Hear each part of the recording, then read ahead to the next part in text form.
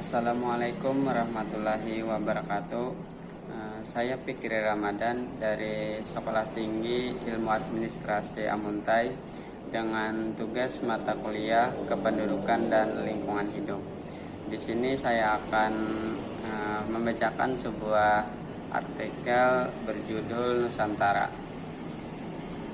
Presiden Jokowi menjadi orang nomor 1 sekaligus motor pemindahan IKN ke Kalimantan. Bahkan nama IKN juga sudah dipilih orang nomor 1 itu di Republik ini, ya Nusantara. Nama tersebut dipilih Jokowi dan menggugurkan 80 kandidat nama yang diajukan. Presiden Joko Widodo menyebut ibu kota baru IKN Nusantara akan dijadikan contoh kemajuan dan transformasi Indonesia di berbagai lini. Presiden ingin memamerkan IKN sebagai contoh transformasi suatu negara baik dari segi lingkungan, cara kerja, basis ekonomi, dan teknologi, termasuk mengakselerasi peningkatan kualitas kesehatan dan pendidikan, serta tata sosial yang toleransi dan menjunjung etika publik. Program pembangunan IKN di Kalimantan Timur merupakan bagian penting dalam proses ini. IKN Nusantara akan kita jadikan transformasi. Selain IKN, Jokowi berharap juga dapat memamerkan kawasan industri hijau atau Grand Industrial Park di Kalimantan Utara sebagai transformasi lingkungan, sosial, dan pemerintah yang beralih menuju energi terbarukan. Seperti diketahui, pemerintah sedang membangun proyek mega ibu kota baru di Penajam Pasir Utara, Kalimantan Timur. Proyek ini diharapkan dapat menumbuhkan pusat ekonomi baru di luar Pulau Jawa.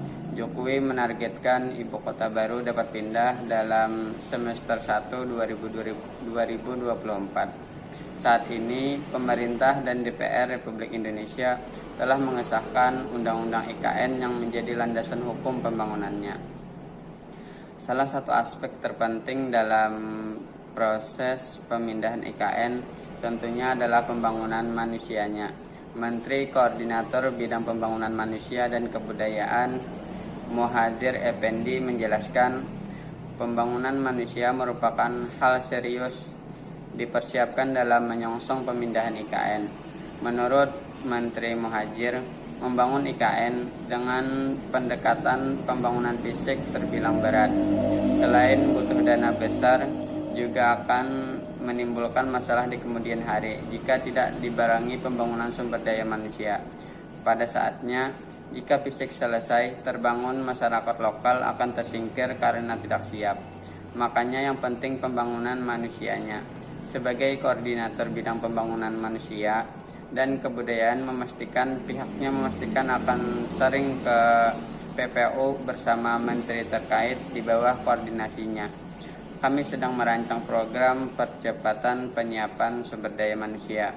Harus dicatat 170.000 warga Penajam Pasir Utara harus betul-betul siap hadapi perubahan besar. Harus sudah berani membayangkan perubahan besar yang akan terjadi saat pemindahan IKN. Semua diajak bahu-membahu bekerja sama menyiapkan putra-putri terbaik untuk menjadi bagian pembangunan IKN. Ada 10 juta jiwa penduduk DKI Jakarta. Separuh saja 5 juta penduduk jika pindah ke Kaltim banyak. Makanya 170.000 jiwa ini harus siap.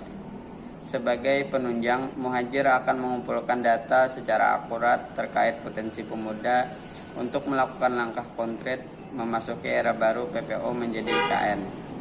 Kemenko PMK akan memprioritaskan program beasiswa bagi putra-putri PPO untuk menempuh pendidikan yang dibutuhkan dalam penyiapan lapangan pekerjaan yang cocok pada 10-20 tahun mendatang. Akan terancang tenaga kerja apa yang dibutuhkan, kita siapkan dari anak-anak PPO dalam mewujudkan IKN yang majemuk dan harmonis sesuai dengan identitas bangsa Indonesia.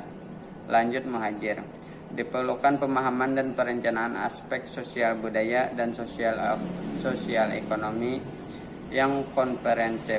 Perencanaan aspek sosial dilaksanakan dengan memastikan faktor-faktor seperti penerimaan masyarakat, peningkatan kualitas sumber daya manusia, pemanfaatan dan pengembangan kearifan lokal, sumber-sumber kehidupan masyarakat, serta peran berbagai pihak generasi milenial dalam pembangunan IKN.